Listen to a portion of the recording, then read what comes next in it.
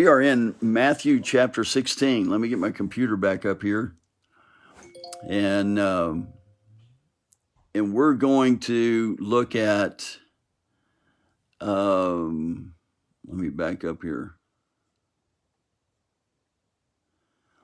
We're going to begin reading in verse 13. When Jesus came to the region of Caesarea Philippi, he asked his disciples, "Who do people say that the Son of Man is?" Let me talk to you a little bit about Caesarea Philippi. I've had the opportunity to be in Caesarea Philippi a couple of times on a couple of trips to Israel, and which, by the way, if you have any interest in going to Israel, let me know about that, because I have a good friend that's putting together a trip that's going to happen in 2024. And so I'm already starting to get information about that. So if you have an interest in going to Israel in 2024, let me know about that. I can get you some information. You're looking at a trip that'll cost between $4,500 and $5,000 for 11 days in Israel. And I tell you, it's a life changer. You will never read the Bible the same ever again once you've been in Israel and you've been in the places that you've been reading about. It's an incredible trip. But in Caesarea Philippi, it's a hotbed, or it was a hotbed of idol worship. It's there that was the thought of the day that it was the gates of hell. It was where the worship of the god Pan took place. In fact, the Greeks call it Panias, after the god Pan, and all kinds of horrible things took place there. All kinds of immorality done in the worship of these false gods, and there's a huge cave that is there. That's where they believe that their deities came from the underworld. Through this giant cave, there were temples that were established there. So I mean, it's near Galilee, but it's in the northern part of Israel.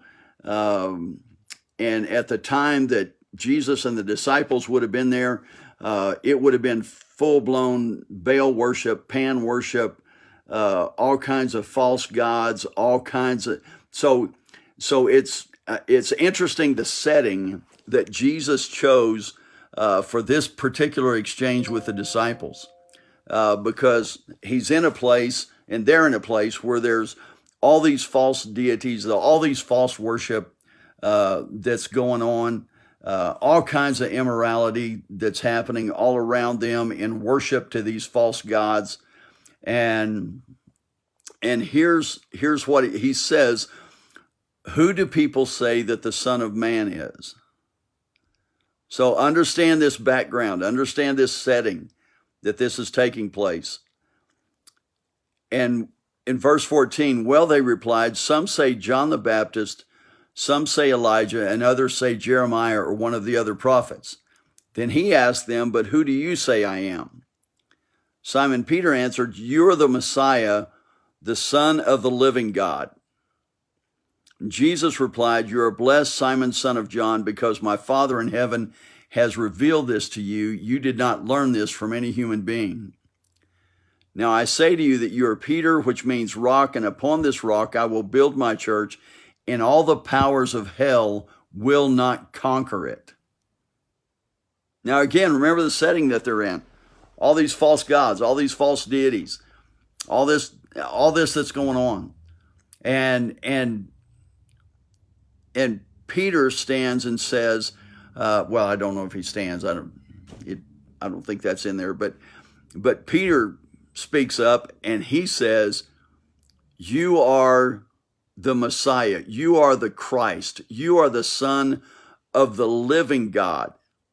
They're in a place where all these false gods are, and we know false gods, they're not living, they're dead, they're made out of stone, they're made out of precious metals, they're formed by man's hands. And he says, you are the Messiah, you are the Christ, you are the Son of the living God. And Jesus says, no one taught you this. My Father has revealed this to you. And all the power, I will build my church, and all the powers of hell will not conquer it. And where are they standing? They are right near what's known as the gates of hell.